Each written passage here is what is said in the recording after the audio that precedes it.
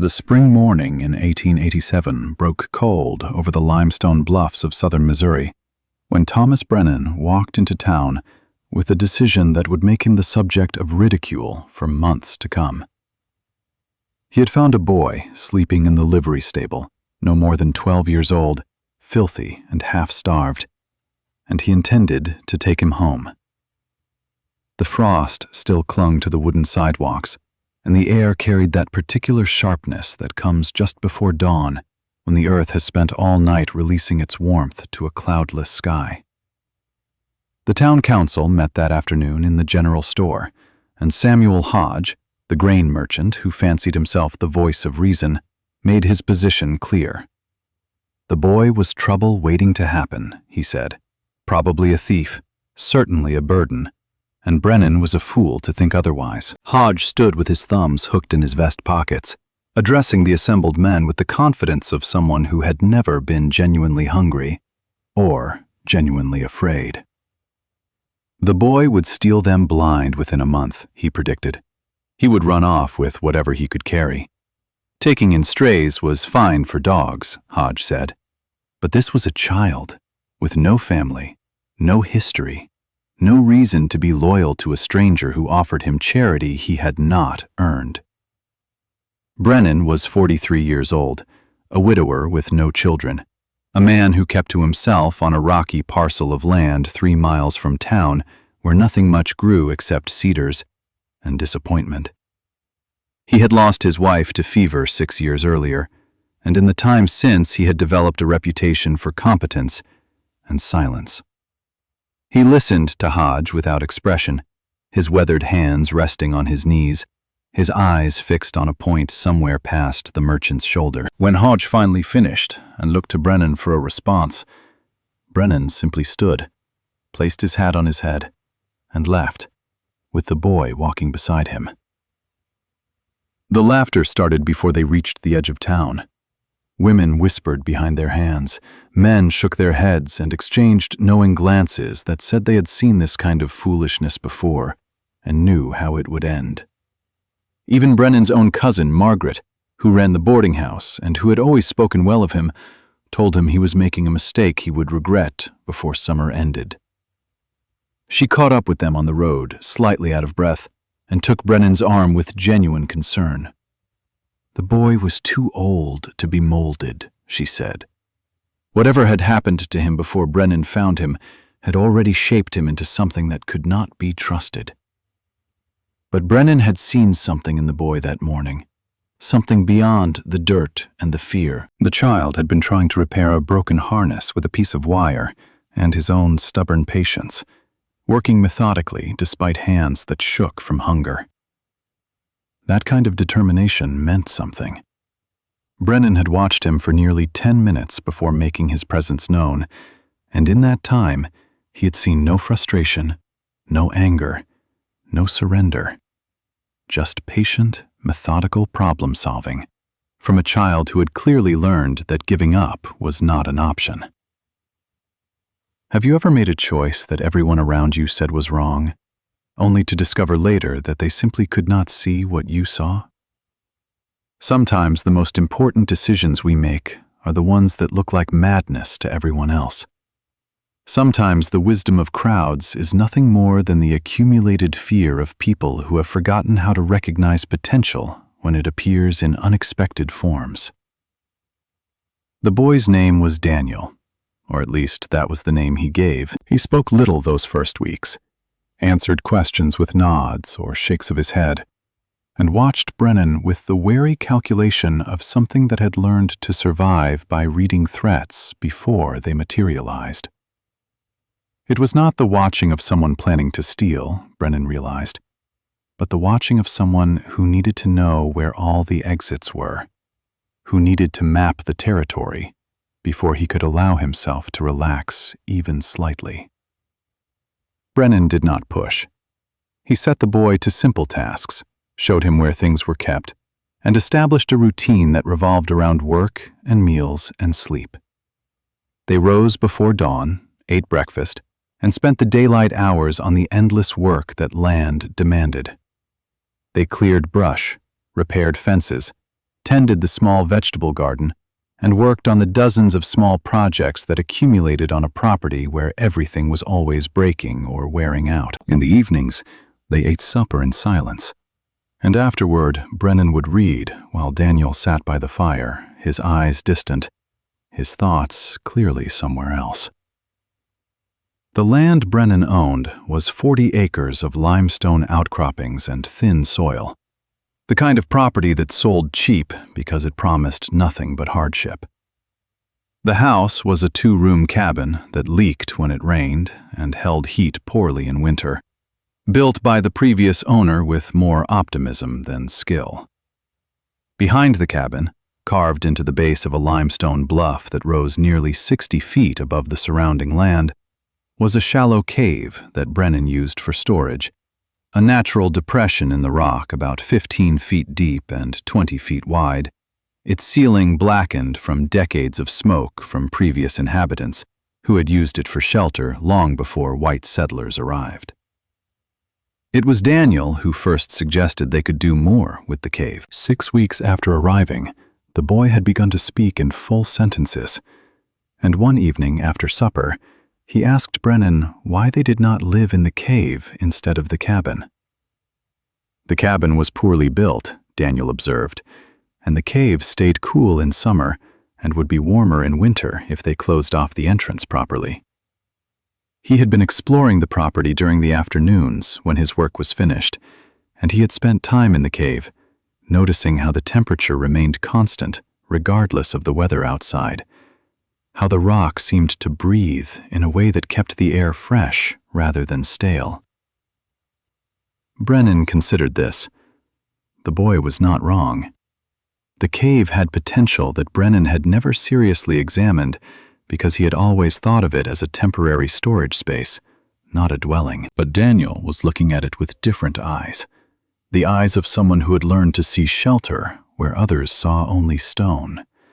Someone for whom the definition of home was not about convention, but about function and safety and warmth. They began in June. Brennan had some savings, enough to buy lumber and tools, and he had time, which was the currency of men who owned land that demanded more patience than profit. The plan was simple in concept, but complex in execution. They would build a proper structure inside the cave, using the natural rock as the back and side walls, and construct a wooden facade across the front with windows and a door. The rock would provide insulation and protection from wind. The wooden front would allow light and air. The space inside could be divided into rooms, a living area and sleeping quarters, and a kitchen with a proper stove vented through a chimney that would draw smoke up along the rock face. The first task was excavation. The floor of the cave was covered with centuries of accumulated debris, layers of leaves and animal droppings and dust that had built up to a depth of nearly 2 feet in some places. They worked with shovels and wheelbarrows, hauling the material out and dumping it in a ravine 100 yards from the cave mouth. The work was hard and dirty, and the smell was overwhelming at first. But beneath the debris, they found solid limestone, smooth and level, a natural floor that needed only cleaning to become a foundation. Samuel Hodge came out to the property in July, ostensibly to discuss a land survey matter, but really to see what Brennan was doing. He arrived in mid-morning and sat on his wagon seat for a moment looking at the cave entrance where Brennan and Daniel were working. Hodge watched them for a time, his expression moving from curiosity to something like pity, then delivered his assessment with the certainty of a man who had never doubted his own judgment. They were wasting time and money, he said, building a home in a hole in the ground like animals. No respectable person would live in a cave. The boy had put foolish ideas in Brennan's head, and the whole enterprise would end in failure and embarrassment. People in town were already talking, Hodge said, already making jokes about Brennan's judgment. A cave was for storage or for livestock, not for human habitation. It was beneath dignity. Brennan straightened from his shovel, wiped the sweat from his forehead with the back of his hand, and looked at Hodge with an expression that gave nothing away. "Time would tell," he said. That was all. 3 words, delivered without defensiveness or anger, and then he returned to his work. Daniel, who had stopped digging when Hodge arrived, watched the exchange with careful attention, and when Hodge finally drove away, shaking his head in theatrical disappointment, the boy asked Brennan if it bothered him that people thought he was making a mistake. Brennan leaned on his shovel and considered the question. "People think all kinds of things," he said. "Most of it does not matter. What matters is whether a thing works or does not work. The cave will keep us warm in winter and cool in summer, and it will do it better than that cabin ever could. That is what matters. Whether Samuel Hodge approves is his concern, not mine." Hodge left shaking his head, and by the time he returned to town, the story had grown. Brennan and the homeless boy were building a paradise in a cave, he told anyone who would listen, and the phrase was delivered with such contempt that it became a joke repeated in the saloon and the church social and the Sunday dinner tables throughout the county. The work continued through the summer heat. They excavated the floor down 18 inches, removing loose rock and soil until they reached solid limestone that rang like metal when struck with a hammer. They built forms and poured a concrete floor using sand from the creek bed and cement Brennan hauled from town, mixing it in small batches and spreading it smooth with a wooden float. The floor took 2 weeks to cure properly, and Brennan covered it with wet burlap that he kept damp to prevent cracking. While they waited, they worked on the facade. Brennan was a competent carpenter, trained by his father, who had built houses in Ohio before moving west. And Daniel learned quickly, holding boards steady while Brennan measured and cut, fetching tools before being asked, developing an instinct for the rhythm of construction work. They framed the front wall with heavy timbers anchored into the rock on either side of the cave mouth, drilling holes into the limestone with a star drill and hammer, setting iron pins into the holes with molten lead, creating anchor points that would hold the structure secure against any wind. The windows were salvaged from a church that had burned down in the next county. 6 tall panes of wavy glass that Brennan bought for almost nothing because they were smoke-stained and considered ruined. Daniel cleaned them with vinegar and ash until they were clear enough to let light through, working with a patience that reminded Brennan of that first morning in the livery stable. The glass was old, hand-blown, and the waves in it created subtle distortions that made the view through them seem almost liquid. But they were sound, and they would serve. By August, they had the facade complete, a wall of whitewashed planks with the 6 windows arranged to maximize sunlight, and a solid oak door that Brennan built himself, hung on iron hinges he forged in a makeshift smithy he set up near the creek. The door was 3 inches thick, constructed from boards joined with wooden pegs and reinforced with diagonal bracing, heavy enough that it took both of them to lift it into place. When it closed, it fit so tightly in its frame that no light showed around the edges. The interior was divided into 3 rooms. The main room was 20 feet across, with a stone fireplace built against the north wall of the cave, where the rock formed a natural alcove. Brennan designed the fireplace himself, studying the principles of draft and heat reflection, building it with a firebox that was deeper than it was wide, and a throat that narrowed to concentrate the draw. The chimney was constructed from limestone blocks that Brennan cut from a fallen section of the bluff, each block shaped with a chisel and hammer until it fit precisely against its neighbors. The chimney angled up along the rock face, following the natural contours of the stone, and exited above the cave mouth where the draft would be strongest. The 2 smaller rooms were sleeping quarters, one for Brennan and one for Daniel, each with a window and a simple wooden bed frame that Brennan constructed from cedar he cut on the property. The beds were rope-strung, the traditional design that required no metal springs, and Brennan showed Daniel how to weave the rope in a pattern that would support a mattress without sagging. They stuffed mattresses with straw and covered them with ticking that Margaret donated. one of her few gestures of support during those months when most of the town had written off the project as folly. The kitchen area occupied the southern corner of the main room, with a cast-iron stove that Brennan purchased from a widow in town who was moving east to live with her daughter. The stove was a Charter Oak model, with 4 cooking plates and an oven, and Brennan paid $15 for it, a significant portion of his savings. He and Daniel hauled it out to the property on the wagon and spent another full day installing it, running the stovepipe up through a hole they cut in the facade and sealed with sheet metal to prevent fire. The cave dwelling was finished in September, just as the first cold nights began to settle into the valley. They moved their belongings from the cabin in a single afternoon, and that evening they lit the first fire in the stone fireplace. The chimney drew perfectly, pulling smoke up and out without filling the room, and within an hour, the temperature inside the cave had risen to a comfortable warmth that seemed to radiate from the stone itself. The temperature outside was dropping toward freezing, but inside the air was still and warm and dry. Daniel sat at the table Brennan had built, reading from one of the books Brennan had given him, a primer on mathematics that the boy worked through with fierce concentration. He had discovered an aptitude for numbers that surprised both of them, solving problems that Brennan himself struggled with, seeing patterns and relationships that seemed to come to him intuitively. Brennan sat in the chair he had made from cedar branches and watched the fire, and felt something he had not felt in the years since his wife had died. He felt at home. Not just sheltered or housed, but home in the deeper sense, in a place that felt right, in a way that had nothing to do with convention and everything to do with fit and function, and the quiet satisfaction of work done well. The first test came in October.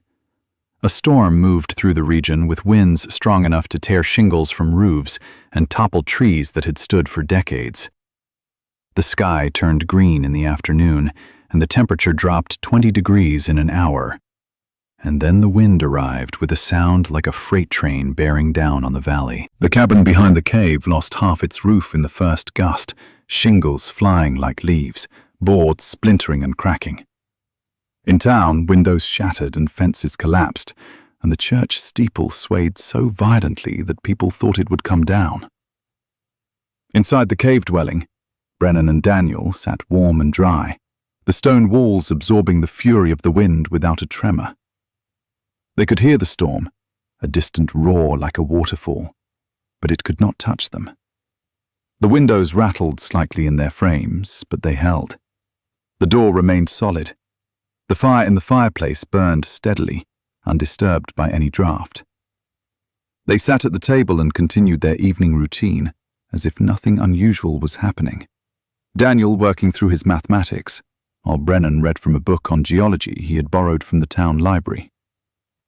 When morning came and they emerged to assess the damage, they found the facade intact, not a single window broken. The door still square in its frame. The cave had protected them completely. The old cabin was a ruin, the roof gone, one wall collapsed inward, everything inside soaked and ruined.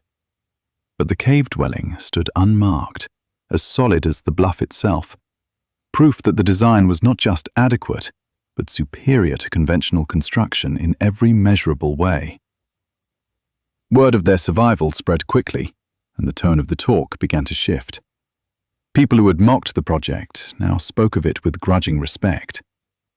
Samuel Hodge did not apologize, but he stopped making jokes, and when someone at the general store mentioned Brennan's cave dwelling with contempt, Hodge said only that the place had weathered the storm better than most houses in the county, which was a fact that could not be argued. Others were less restrained in their reassessment.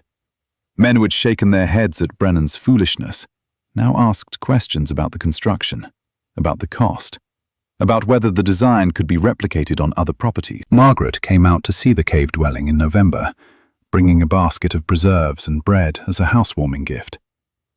She walked through the rooms slowly, touching the walls, examining the windows, testing the warmth of the air. She stood in the main room and looked at Brennan, and said simply, that she had been wrong. The place was not just livable, it was beautiful. The word surprised Brennan, but when he looked around with fresh eyes, he understood what she meant. The space had a quality that went beyond function, a harmony between the natural stone and the human construction that created something neither element could achieve alone. Winter came hard that year. Temperatures fell below zero for days at a time, and snow accumulated in drifts that blocked roads and isolated farms. Families burned through their winter wood supplies faster than expected, rationing fuel and huddling close to stoves that could barely keep a single room warm. The cold seeped through walls and around windows and up through floors, making even well-built homes uncomfortable and dangerous. In the cave dwelling, the temperature never dropped below 50 degrees. The mass of the limestone bluff acted as a thermal battery, absorbing heat during the day and releasing it slowly at night, moderating the temperature swings that made conventional houses so difficult to heat. The fireplace required only a modest fire to keep the main room at 70 degrees, and the heat radiated into the sleeping rooms through gaps Brennan had deliberately left at the top of the interior walls to allow air circulation. They used a third of the firewood that a conventional house would have required, and they were warmer than anyone else in the county. Daniel thrived. He grew 3 inches that first year, filled out from the regular meals and hard work, and developed the kind of quiet confidence that comes from competence earned through practice. Brennan taught him carpentry and masonry and basic blacksmithing, and the boy absorbed it all with the same focused intensity he brought to his mathematics. He learned to read beyond the primer level, working through history and science and literature in the evenings by lamplight, and Brennan began to understand that he had taken in not just a homeless boy, but someone with a genuine gift for learning and problem-solving. By the second year, Daniel was doing work that Brennan trusted without supervision, building furniture that was sold in town, repairing tools for neighbors who began to stop by the cave dwelling with increasing frequency. The visits were the final vindication. People came with excuses at first, asking to borrow a tool or requesting advice on a repair. But really they came to see the cave. They came to feel the warmth in January, when their own homes were frigid. They came to see the ingenuity of the design, the way the natural rock had been integrated with human construction to create something that was more effective than either element alone. They came because the cave dwelling represented a kind of practical wisdom that they had dismissed as foolishness, and its success forced them to reconsider their assumptions about what was possible and what was sensible. Samuel Hodge came in the third winter. He arrived without announcement on a February afternoon when the temperature outside was 15 below zero. Brennan invited him in, and Hodge stood in the main room in his heavy coat and felt the warmth and saw Daniel working at the table, sketching plans for a root cellar they intended to excavate deeper into the bluff. Hodge was quiet for a long time, looking around the space with an expression that might have been admiration or might have been something closer to envy. Then he asked Brennan how much it would cost to build something similar. He had a rocky piece of land on his property, he said, with a limestone outcropping that might work. He wanted to know if Brennan and Daniel would be willing to consult on the project. His voice was careful, almost humble, the voice of a man asking a favor from someone he had publicly ridiculed. Brennan looked at Daniel, and the boy nodded. They could do that, Brennan said. The price would be fair, and the work would be done right. Hodge agreed without negotiation, and they shook hands on it. And when Hodge left, he carried with him a sketch Daniel had drawn, showing the basic principles of the design. Over the next 5 years, they built 3 more cave dwellings in the county, each one adapted to the specific characteristics of the site, each one a collaboration between Brennan's experience and Daniel's increasingly sophisticated understanding of engineering principles. The boy had discovered a talent for mathematics and spatial reasoning that went beyond anything Brennan could teach him. And by the time Daniel was 18, He was designing structures that incorporated innovations Brennan would never have conceived. They built a schoolhouse partially set into a hillside, using the earth as insulation and the southern exposure for passive solar heating through large windows that captured winter sun. They built a storage facility for a dairy farmer, carved into a north-facing bluff where the temperature remained constant year-round, perfect for aging cheese without the expense of ice. They built a workshop for a blacksmith, using the thermal mass of the rock to moderate the extreme heat of the forge, creating a space that was comfortable to work in even during summer. Daniel left for university in 1895, 8 years after Brennan had found him in the livery stable. He had earned a scholarship to study engineering, based on a portfolio of drawings and a letter of recommendation from a professor who had visited the cave dwelling and recognized the sophistication of its design. Brennan was 61 years old by then, still strong but beginning to feel the accumulation of years in his joints and his back. He continued to live in the cave dwelling alone, taking on smaller projects, maintaining the property, and corresponding with Daniel through letters that arrived every few weeks, describing classes and theories and ideas for new applications of the principles they had discovered together. The cave dwelling became a landmark. People brought visitors to see it, pointing out the features that made it work, explaining the logic of its construction. It was written about in a regional newspaper in 1898, described as an example of vernacular architecture that demonstrated how traditional knowledge and natural materials could be combined to create sustainable and comfortable housing. The article did not mention that the town had once laughed at the man who built it, or that the idea had come from a homeless boy.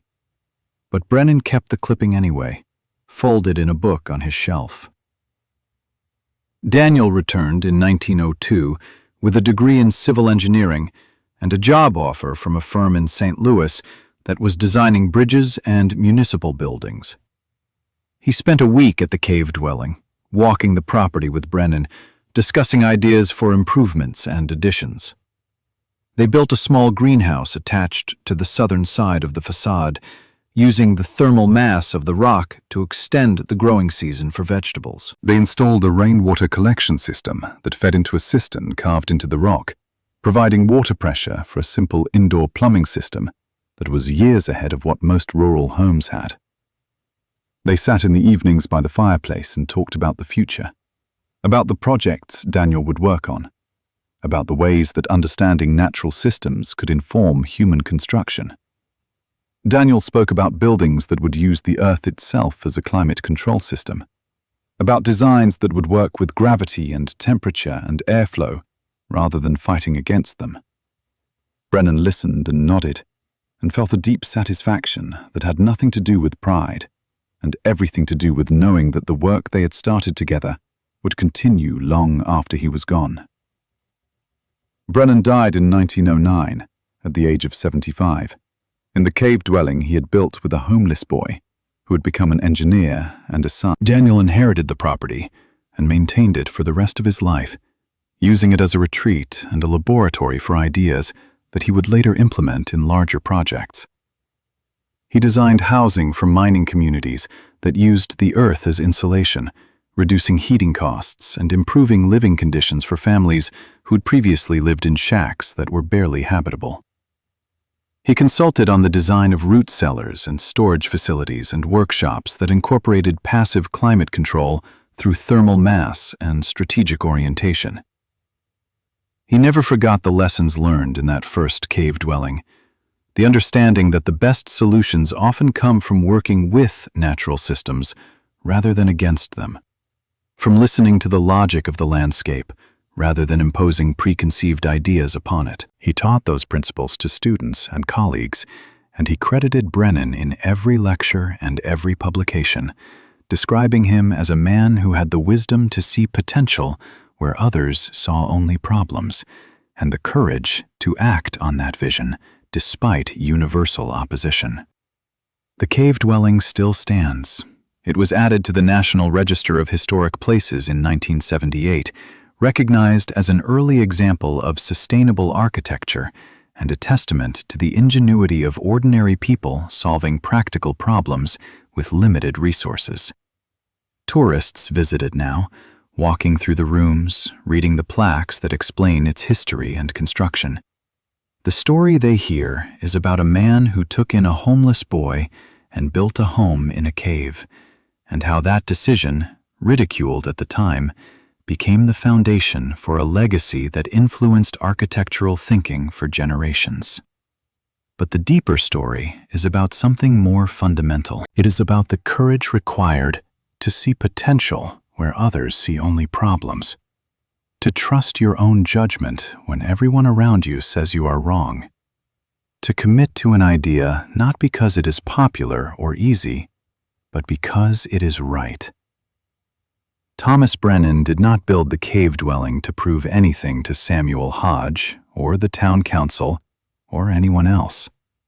He built it because it made sense, because the land and the rock and the boy's observation all pointed toward a solution that was elegant in its simplicity and effective in its execution. The vindication came not from being proven right in the eyes of others, but from the quiet satisfaction of living in a space that worked exactly as intended, that provided shelter and warmth and safety through the application of practical wisdom and patient labor. The fact that others eventually recognized the value of what he had built was secondary to the primary truth that the cave dwelling functioned as a home in every way that mattered. What unconventional idea are you dismissing right now because it does not fit the expected pattern? What solution are you overlooking because it seems too simple, too strange, too different from the way things have always been done? The story of Thomas Brennan and Daniel reminds us that the most transformative innovations often begin with someone willing to be laughed at, someone willing to trust their own vision, even when the entire community says they are building paradise in a cave and means it as an insult. Sometimes the insult becomes the legacy. Sometimes the cave becomes the blueprint. Sometimes the homeless boy becomes the engineer who changes how we think about shelter itself. And sometimes, the greatest act of faith is not in grand gestures or dramatic pronouncements, but in the quiet decision to pick up a shovel and start digging, to frame a wall and hang a window, to build something true, regardless of whether anyone else understands why. If this story moved you, if it made you reconsider what is possible when we combine human ingenuity with respect for natural systems, share it with someone who needs to hear it. Subscribe to see more stories of forgotten innovations and the people who had the courage to pursue them. And leave a comment telling us about a time when you trusted your own judgment against the consensus and discovered that the unconventional path was the right one all along.